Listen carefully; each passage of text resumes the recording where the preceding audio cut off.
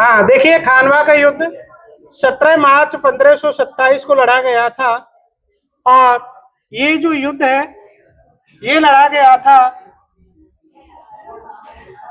राणा सांगा और बाबर के बीच लड़ा गया था। बाबर ये प्रथम मुगल सम्राट था। बाबर जो है, इन्हीं दोनों शासकों के बीच ये युद्ध लड़ा गया था। और हम देखते हैं, थोड़ा सा बाबर के बारे में जान लेते हैं कि बाबर कौन था। तो देखिए, बाबर जो था ये फरगना का था, काबुल फरगना का। और इसका जो जन्म है वो 14 फरवरी 1483 ईस्वी को हुआ था। 14 फरवरी 1483 ईस्वी को इसका जन्म हुआ। और इसके पिता का जो नाम था उमर शेख मिर्जा। इसके पिता का नाम उमर शेख मिर्जा और माता का नाम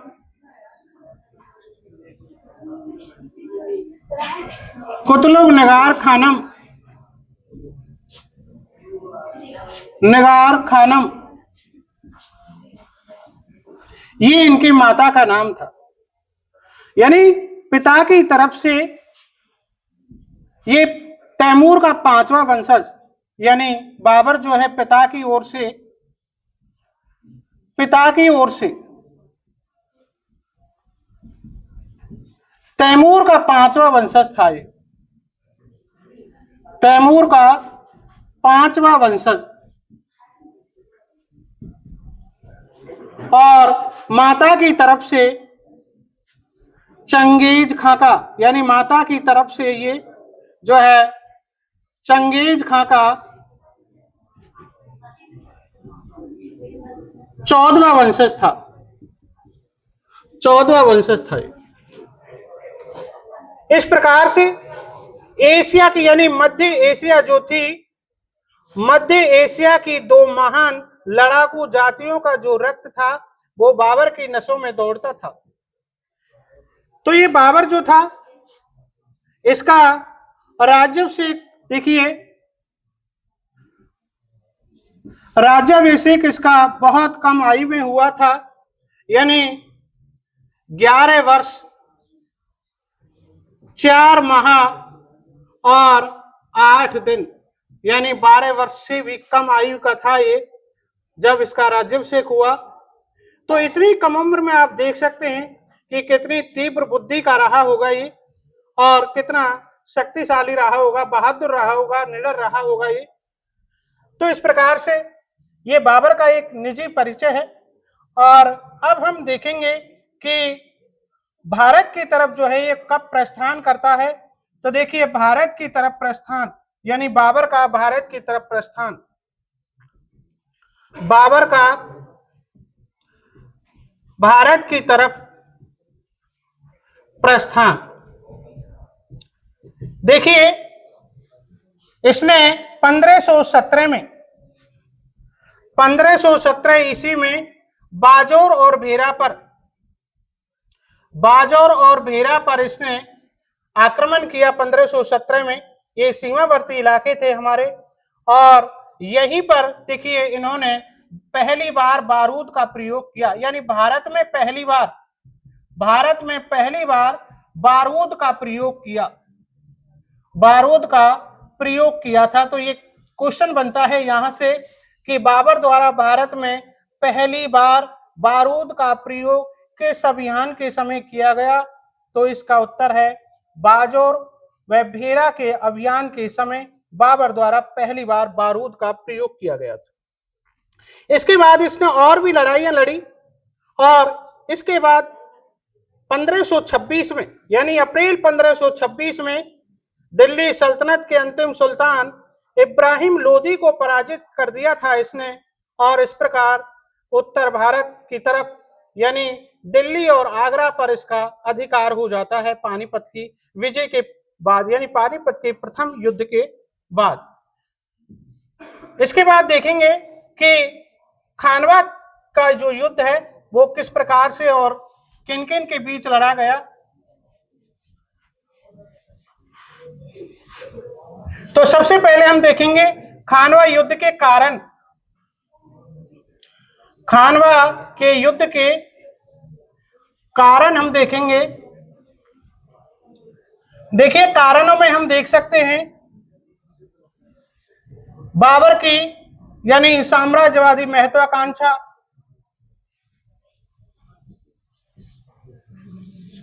या साम्राज्यवादी नीति, एक तो ये हो गया। दूसरा जो कारण था वो ये था कि बाबर द्वारा सांगा पर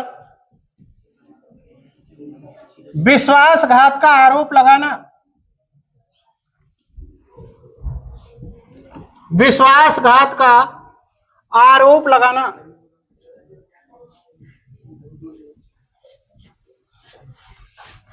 महत्वपूर्ण कारण थे, यानी और बाबर द्वारा बयाना दुर्ग पर तथा सांगा द्वारा खंडार के दुर्ग पर, खंडार के दुर्ग पर अधिकार करना, अधिकार करना। तो इस प्रकार से ये महत्वपूर्ण कारण थे।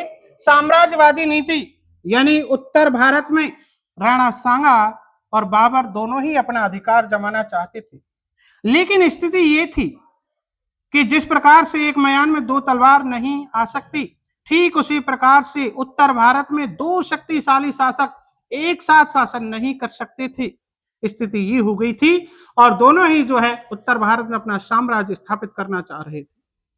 दूसरा कारण ये था कि बाबर द्वारा सांगा पर विश्वासघात का आरोप लगाना, यानी ऐसा कहा जाता है तुजु के बाबरी में स्वयं बाबर ने लिखा है, हालांकि उसका अन्य जगह बहुत कम उल्लेख देखने को मिलता है।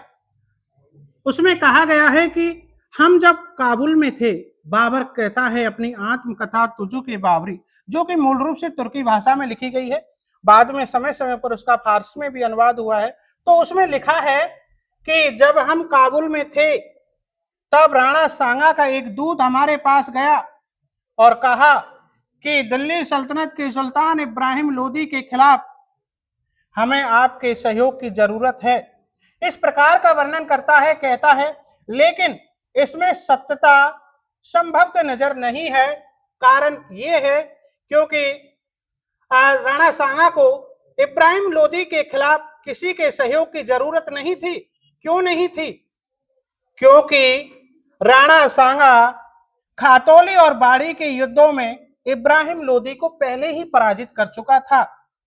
तो बाबर का ये कहना, ये विश्वासघात का आरोप लगाना कि जब हम काबुल में थे तो सांगा ने हमारे पास दूत भेजा था, संभवतः ये बाबरनामा में किस उद्देश्य को लेकर के उसने लिख दिया है, ये समझ में नहीं आता है। और गोपीनाथ शर्मा ने भी जो है इस बात पर संदेह व्यक्त किया है कि सांगा द्वारा काबुल में बाबर के पास दूत भेजा गया था सहायता के लिए, इसको संदेह के रूप में माना है। तीसरा है कि बाबर द्वारा बयाना के दुर्ग पर, यानी बाबर द्वारा बयाना के दुर्ग पर और सांगा द्वारा खंडार के दुर्ग पर अधिकार कर लेने से ये जो स्थिति है और तनावपूर्ण हो जाती है। तो इस प्रकार से ये महत्वपूर्ण कारण थे खानवा के युद्ध के। अब देखिए और थोड़ा आगे चलते हैं कि खानवा के ये महत्वपूर्ण कारण थे। इसके बाद जब खंडार के दुर्ग पर अधिकार कर लिया जाता है और बयाना के दुर्ग पर सांगा द्वारा, तो देखिए अब स्थिति किस प्रकार से थी, ये कारण हमने पढ़े। अब हम बात करेंगे कि अब ऐसा लगने लगा था, ये निश्चित हो गया था कि जब पानीपत की विजय के पश्चात बाबर ने दिल्ली और आगरा पर अधिकार कर लिया, तो अब सांगा को ये महसूस हो गया था कि अब तक तो हम ये समझ रहे थे कि बाबर एक लुटेरा है और लूटपाट करके यहां से चला जाएगा, लेकिन जब उसने राज्य स्थापित करना प्रारंभ कर दिया तो सांगा को ये महसूस हो गया था कि ये साम्राज्य स्थापित करना चाहता है, ये यहीं पर बसना चाहता है। तो सांगा ने इसको भारत से खदेड़ने के लिए एक योजना बनाई और उस योजना के तहत इसने जो है भारत के अनेक शासकों को अपने जो है झंडे के नीचे एकत्रित किया और उनके लिए बाकायदा जो है एक प्रकार से पत्र भेजे गए थे। यानी सांगा द्वारा भारत के शासकों को सांगा द्वारा भारत के शासकों को एक आमंत्रण पत्र भेजा गया था। पत्र भेजा गया जिसे कहा जाता है पाती पेरवन कहा गया। पाती पेरवन, इसका मतलब ये था कि यह जो सभी जो शासक थे उनको आमंत्रण पत्र भेजा गया था कि एक विदेशी आक्रांता है, विदेशी शासक है और उसके खिलाफ हमें सब लोगों को मिलकर के युद्ध लड़ना है। और इसकी सही क्रिया भी हुई और सांगा के पक्ष में सभी लोग खड़े हो गए। तो हम देखते हैं कि सांगा के सहयोगी जो है वो कौन कौन से थे, यानी सांगा के सहयोगी शासक कई बार इनमें से ही क्वेश्चन पूछ लिया जाता है। तो देखिए हम एक एक करके इनको पढ़ेंगे कि जोधपुर के मालदेव राठौड़ जो थे वो यहां पर आए सांगा के साथ। मेड़ता से बीरमदेव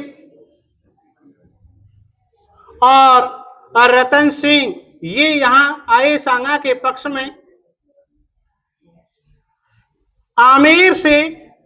आमेर देखिए कई बार आमेर का नाम ना देकर के ढूंढाड़ दिया जाता है कि ढूंढाड़ के कौन से शासक ने खानवा के युद्ध में सांगा की तरफ से भाग लिया, तो ये ध्यान रखेंगे। मैं यहां पर लिख देता हूं, ढूंढाड़ के जो शासक थे उनका नाम था पृथ्वीराज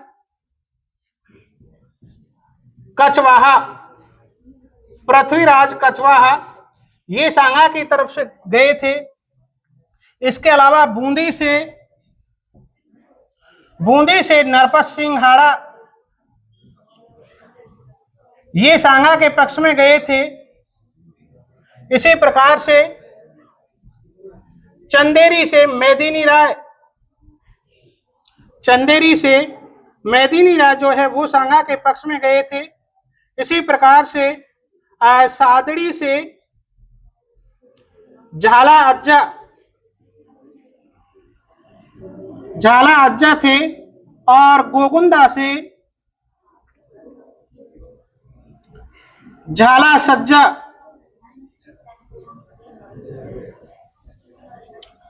बीकानेर से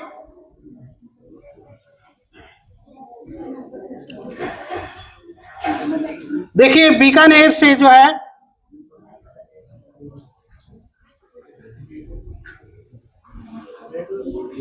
कल्याणमल। इसी प्रकार से दिल्ली के शासक लोधी के भाई यानी इब्राहिम लोधी के भाई यानी मृत सुल्तान इब्राहिम लोधी के भाई महमूद लोधी।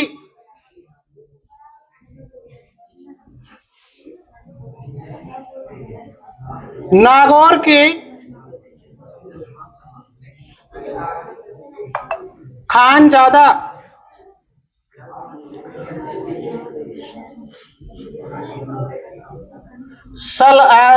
रायसेन के सलहदी तंवर,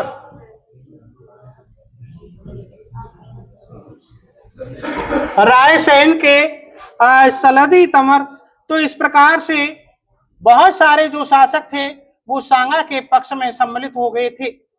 और सांगा इस विशाल सेना को लेकर के चलता है। कहाँ चलता है? बयाना की तरफ चलता है। इस विशाल सेना को लेकर कहाँ जाता है? बयाना की तरफ चलता है। और देखिए बयाना जो था वो किसके अधिकार में था? यहाँ पर देखिए बाबर द्वारा ख्वाजा मेहंदी को जो है ये दुर्ग सौंप रखा था। तो ख्वाजा मेहंदी के अधिकार में था इस समय।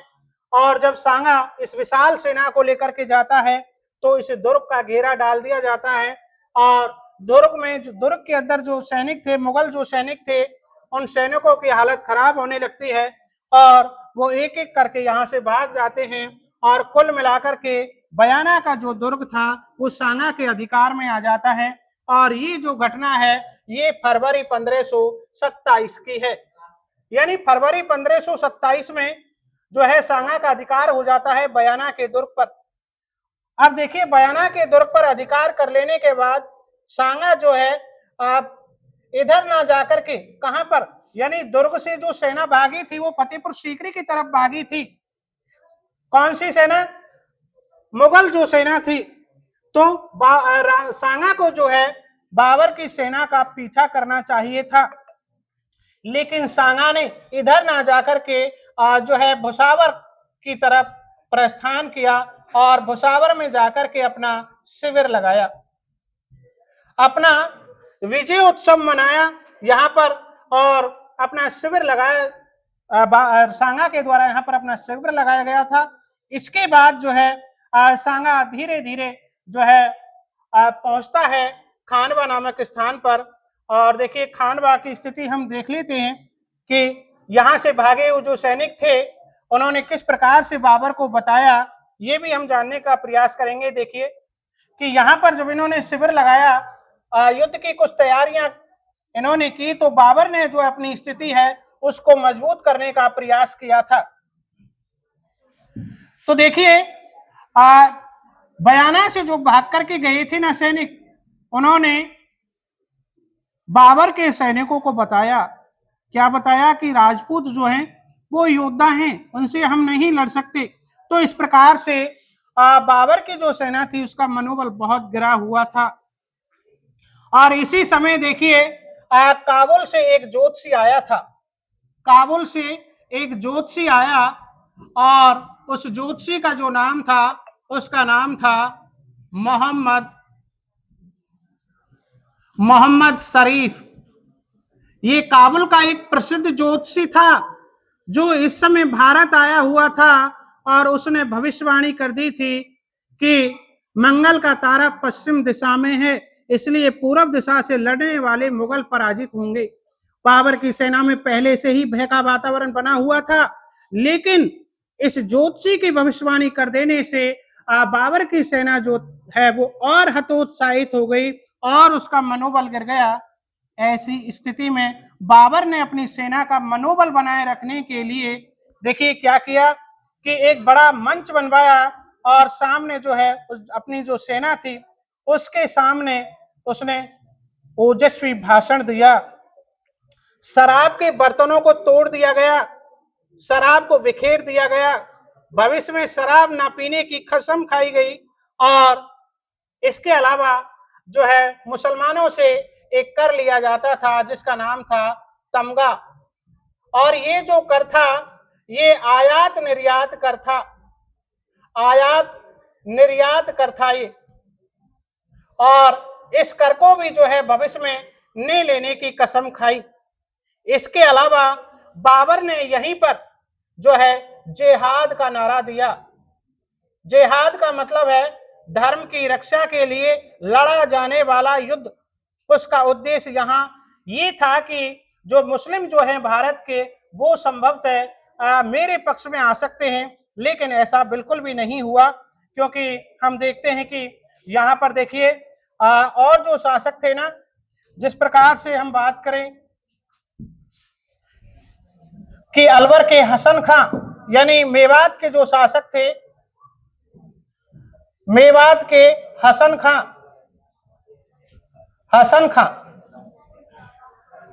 खां मेवाती थे, ठीक है। तो इस प्रकार से इन्होंने भी इसमें भाग लिया था। हसन खां मेवाती ने अपनी 12,000 सेना लेकर के ये आए थे यहाँ। तो इस प्रकार से इसने ये प्रयास किया था जिहाद का नारा देकर के, लेकिन उसको इस जिहाद के नारे में कोई सफलता, विशेष सफलता उसको हासिल नहीं हो सकी थी। तो इस प्रकार से इसने अपनी जो तैयारियां हैं उनको अंतिम रूप दिया, सेना के सामने एक जोशपूर्ण भाषण दिया और कहा कि रक्त की अंतिम बूंद तक तुम्हें लड़ना होगा, अन्यथा जो है हम तुम में से कोई भी जीवित नहीं बचेगा। इस प्रकार से दूसरी तरफ देखिए बाबर जो है अपनी तैयारियां करता है और देखिए यानी खानवा नामक स्थान पर, खानवा देखिए कहां पर है ये खानवा, ये थोड़ा सा देख लेते हैं कि खानवा जो है ये देखिए आगरा से, यानी आगरा से 37 मील, कहां पर, पश्चिम में, यानी आगरा के पश्चिम में 37 मील और सीकरी से 10 मील की दूरी पर स्थित है ये। राजस्थान के भरतपुर जिले में, कहां पर है ये, भरतपुर जिले में है ये, भरतपुर जिले के रूपबास तहसील, भरतपुर जिले की रूपबास तहसील के अंतर्गत ये खानवा पड़ता है और इसी ऐतिहासिक मैदान पर ये एक भयानक और जोरदार युद्ध लड़ा गया था। 17 मार्च 1527 को लड़ा गया था। तो इस प्रकार से देखिए हम व्यू रचना देख लेते हैं इनकी कि किस प्रकार से इन्होंने अपनी सेना का जो है वो जमावड़ा किया था, वो थोड़ा सा देख लेते हैं। तो देखिए सेना का जो जमावड़ा है वो इस प्रकार से था। एक तरफ देखिए सांगा की सेना थी और दूसरी तरफ देखिए यह बाबर की सेना थी।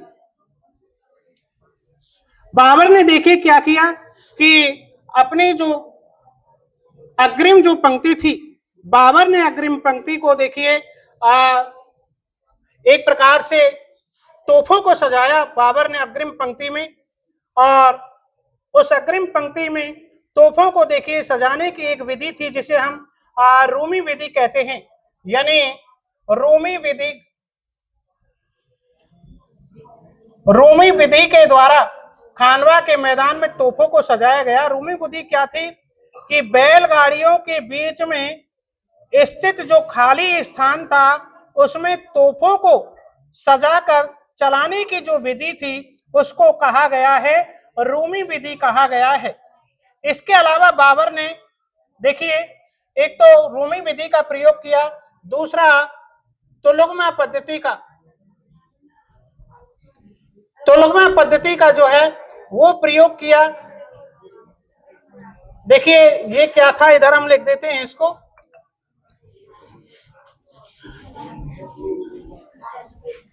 देखिए बाबर द्वारा किन किन विधियों का प्रयोग किया गया खानवा के मैदान में, यानी खानवा के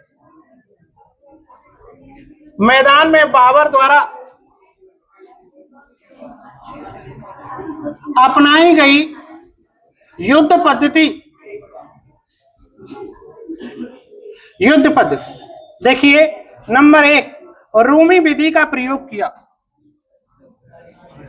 रूमी विधि क्या थी, यानी बैलगाड़ियों के बीच रिक्त स्थान पर तोपों को सजाने की जो विधि है उसको कहा गया है रूमी विधि कहा गया है। दूसरा है तुलुगमा पद्धति। देखिए तुलुगमा पद्धति क्या थी, ये थी कि दाएं और बाईं तरफ अपने घुड़सवार सैनिकों का दस्ता रखा। यानी बाएं और दाएं तरफ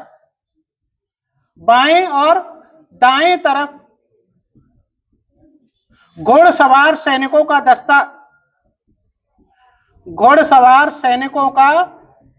दस्ता रखा।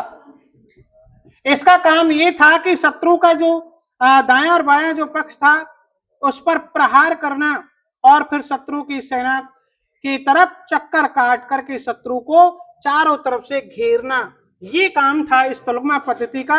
और ये तुलुगमा पद्धति जो है बाबर ने उजबेगों से सीखी थी। किससे, यानी इस पद्धति को उजबेगों से सीखा गया था, बाबर के द्वारा उजबेगों से सीखा था बाबर ने इस पद्धति को। तो देखिए क्वेश्चन ये भी पूछा जा सकता है कि बाबर ने भारत में युद्ध के क्षेत्र में एक नई पद्धति को जन्म दिया जिसे तुलुगमा पद्धति के नाम से जानते हैं, और बाबर ने इस तुलगमा पद्धति को उज़्बेकों से सीखा था।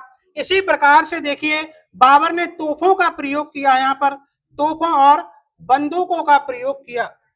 देखिए हाँ, ये तुलगमा पद्धति जो है किस किसके अधीन रखी गई थी? मलिक कासिम और मुनीम अतका, ये नेतृत्व कर रहे थे भैया, ये नेतृत्व कर रहे थे खानवा के युद्ध में तुलगमा पद्धति का। दूसरी तरफ से तोपें और बंदूकों का भी प्रयोग जो है किया गया था, और इनका जो प्रयोग किया गया था वो था मुस्तफा अली, उस्ताद अली, इन्होंने इसका नेतृत्व किया था। और देखिए इनका जो प्रयोग सीखा था बाबर ने, वो ईरानियों से सीखा था। यानी बंदूक और तोपों का प्रयोग बाबर ने किससे सीखा? ईरानियों से सीखा था। इसके अलावा घुड़सवार संचालन, यानी तेज रफ्तार से घोड़े पर बैठकर युद्ध करने की जो कला थी वो उन्होंने सजातीय तुर्कों से सीखी थी, यानी अश्वारोहण, ये जो कला थी वो सीखी थी तुर्कों से। तो इस प्रकार से बाबर ने देखिए घुड़सवार, तुलगमा पद्धति, बारूद खाना और रूमी पद्धति के सहयोग से खानवा का युद्ध लड़ा था। दूसरी तरफ हम देखिए आज सांगा को देखते हैं कि सांगा ने अपनी जो सेना की जो रचना थी, व्यूह रचना जो थी वो किस प्रकार से जमाई थी। तो देखिए सांगा को हम देख लेते हैं कि सांगा ने परंपरागत तरीके से अपनी सेना का, परंपरागत का मतलब है कि पहले से चली आ रही युद्ध पद्धति को ही अपनाया। उसने अपनी युद्ध जो पद्धति थी उसमें किसी प्रकार का कोई परिवर्तन नहीं किया था। तो भारतीय सेना किस प्रकार से लड़ती थी? देखिए एक तो दायां पक्ष होता था, दायां पक्ष, एक बायां पक्ष होता था, बायां पक्ष एक होता था, देखिए जिसको कहते हैं अग्रिम दस्ता होता था, और एक होता था मध्यम दस्ता। इस प्रकार से खानवा के युद्ध में सांगा ने अपनी सेना को 4 भागों में बांटा था। कितने भागों में? 4 भागों में जो है अपनी सेना को बांट दिया था इस प्रकार से। अब देखिए सुबह लगभग 9:30 बजे युद्ध का प्रारंभ हम देखते हैं कि भैया किस प्रकार से जो है ये खानवा का महान युद्ध लड़ा गया था। और देखिए युद्ध का प्रारंभ की अगर बात करें, युद्ध का प्रारंभ देखिए लगभग 9:30 बजे युद्ध का प्रारंभ होता है, और युद्ध का प्रारंभ होता है और राजपूतों की तरफ से ये पहला जो मुकाबला था, यानी राजपूतों की तरफ से जो प्रहार किया गया था मुगलों की तरफ, वो इतना भयानक और भीषण था कि मुगलों की जो रक्षा पंक्ति थी, उनका जो अग्रिम दस्ता था वो तितर-बितर हो गया, और कुछ राजपूत सैनिकों ने अपनी जान की परवाह किए बिना मुगलों के तोप खाने तक पहुंच गए थे वो, और तोपों को चलाए जाने वाले जो सिस्टम थे उनको जो है अपने पास ले आए। तो बाबर की कुछ जो तोपें थी वो निष्क्रिय हो गई थी, क्योंकि राजपूत जो है उनके चलाने वाले जो सिस्टम को अपने पास ले आए अपनी जान की परवाह किए बिना। तो देखिए जब बाबर ने देखा, बाबर ने युद्ध में जो है अपने को झोंका नहीं, बाबर तो इस सिस्टम पर रहा कि देखिए कौन सा क्षेत्र कमजोर है और उसी तरफ जो है अपनी सेना को भेजा जाए, निरीक्षण के तौर पर रहा था वो। तो इस प्रकार से सांगा ने बाबर ने जब ये देखा कि मेरी सेना की अग्रिम पंक्ति है जो नष्ट हो गई है, तो उसने तुरंत तुलगमा पद्धति को आदेश दिया। इसके अलावा उसने तोप खाने को आदेश दिया कि चलाओ, कब चलाओगे इसको। तो इस प्रकार से बंदूकों और तोपों और तुलगमा पद्धति ने एक साथ राजपूत और प्रहार किया। तो इससे राजपूतों को क्षति हुई, लेकिन इतनी भी क्षति नहीं हुई थी कि सब कुछ नष्ट हो गया हो। जब देखा सांगा ने कि राजपूतों में जो है थोड़ी सी खलबली है और अपना जो पक्ष जो है थोड़ा सा कमजोर पाया सांगा ने, तो सांगा से रहा नहीं गया और उसने अपने आप को युद्ध में झोंक दिया। कुछ ही समय हुआ था सांगा को युद्ध करते हुए और सांगा की कमान में राजपूतों ने एक मानो कि एक बार उन्हें जो युद्ध में जान डाल दी थी, लेकिन ये अधिक देर तक नहीं चल सका क्योंकि सांगा के तीर लग गया। सांगा मूर्छित हो गया, घायल हो गया और घायल हो जाने के पश्चात सांगा को ले जाया जाता है। लेकिन ये क्वेश्चन यहां से भी आता है, ध्यान रखना, बड़ा ही महत्वपूर्ण क्वेश्चन है कि जब सांगा युद्ध में घायल हो जाते हैं, सांगा को युद्ध क्षेत्र से बाहर निकाल दिया जाता है, तब सांगा के स्थान पर किसे ये कार्य सौंपा जाए कि भैया युद्ध का जो नेतृत्व है वो जारी रहे, युद्ध बंद नहीं होना चाहिए। तो देखिए, और सैनिकों को भी ये पता ना चले कि सैनिकों में भी एक खलबली ना मचे, ये पता नहीं चले कि सांगा जो घायल हो गए हैं, वो मूर्छित हो गए हैं, युद्ध भूमि से चले गए हैं। देखिए, एक सिस्टम होता था कि जब तक राजा जो है युद्ध करता रहता था या उसका सेनापति युद्ध करता रहता था, तब तक सेना का मनोबल जो है बना रहता था। लेकिन राजा या सेनापति के मरने के पश्चात वो मनोबल टूट जाता था। तो ऐसी स्थिति में सांगा घायल हो गए हैं और सांगा के घायल हो जाने पर देखिए क्या हुआ कि हमने अभी बताया था कि सांगा का एक सहयोगी सादड़ी के झाला अज्जा, हे ध्यान से सुनो, सांगा का एक सहयोगी जिसका नाम था, यानी सादड़ी से आए हुए थे झाला सज्जा, झाला अज्जा जो है, झाला अज्जा, ये वही झाला अज्जा हैं जिन्होंने सांगा की अनुपस्थिति में खानवा के मैदान में राजपूतों का नेतृत्व किया और कुछ समय तक इन्होंने युद्ध को बनाए रखा। लेकिन कुछ समय के पश्चात जो है झाला अज्जा है वो भी मारे जाते हैं और इसके मारे जाने के बाद जो है ये पता लग जाता है कि राजपूत लगभग जो है पराजय के कगार पर हैं। सादड़ी के झाला अज्जा के मरते ही रायसेन के सलदी तंवर ने अपना पक्ष पलट लिया और बाबर के खेमे में जा पहुंचा।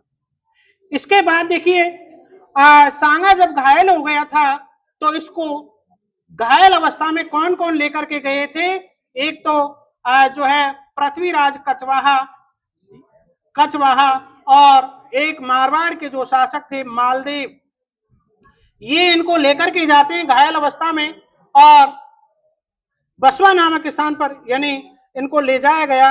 और इस प्रकार से जो है सांगा को जब होश आता है तो सांगा कहता है कि मेरा घोड़ा कहाँ है, मेरी तलवार कहाँ है और मैं कहाँ हूं।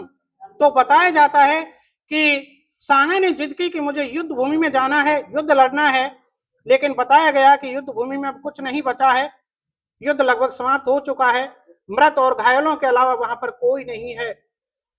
तो सांगा को बताया गया कि भैया आगे हम देखेंगे, कोई और मौका आएगा तब हम बाबर से बदला लेंगे। इस प्रकार से सांगा को कह करके क्या कर दिया गया, शांत कर दिया गया। इस युद्ध में अलवर से आए हुआ हसन खां मेवाती अपने 12,000 सैनिकों के साथ आए थे, वो भी मारे गए। इसमें बहुत सारे जो है शासक जिन्होंने भाग लिया था वो मारे गए। और यहां पर देखिए रायसेन के सलदी तंवर थे, उन्होंने विश्वासघात किया सांगा के साथ कि जब तक सांगा युद्ध के मैदान में था तब सांगा के साथ था, सांगा के युद्ध के मैदान से हटते ही वो युद्ध क्षेत्र में अपना पाला पलट लेता है और बाबर के खेमे में चले जाता है। इस प्रकार से खानवा के युद्ध में जो है सांगा की सेना का पीछा किया गया, बहुत दूर तक पीछा किया गया और कहा जाता है कि खानवा के युद्ध में मृत जो सैनिक थे उन सैनिकों के, कटे हुए सैनिकों के जो है मीनार सांगा के द्वारा बनवाई गई। तो इस प्रकार से एक महत्वपूर्ण युद्ध जो है वो लड़ा गया था। यद्यपि तकनीक की वजह से वो हम लोग हार चुके थे वो युद्ध। देखिए अब थोड़ा सा और है बस, हाँ 2 मिनट, ओनली 2 मिनट। देखिए हम देख लेते हैं सांगा की हार के कारण, बस अंतिम चल रहा है, हो गया। देखिए हार के कारण थे, एक हार का कारण था कि सांगा ने परंपरागत पद्धति से युद्ध लड़ा, जबकि बाबर ने इसमें तोपों का प्रयोग किया, तुलगमा का किया। यानी हाथ से चलाए जाने वाले अस्त्र शस्त्रों को लेके तोपों से भिड़ गए। एक कारण तो ये था। दूसरा ये था कि सांगा द्वारा अपने आप को युद्ध क्षेत्र में झोंक देना, यानी बाबर के पास तोप खाना होना, बाबर के पास तोप खाना ये था। दूसरा था सांगा द्वारा अपने आप को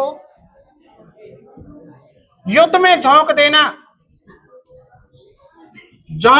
और तीसरा जो महत्वपूर्ण कारण था, देखिए सलहदी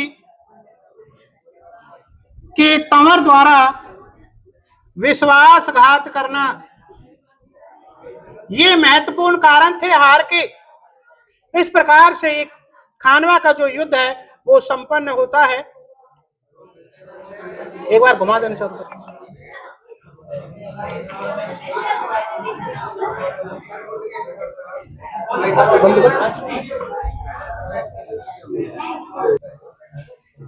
तेज बोले ना।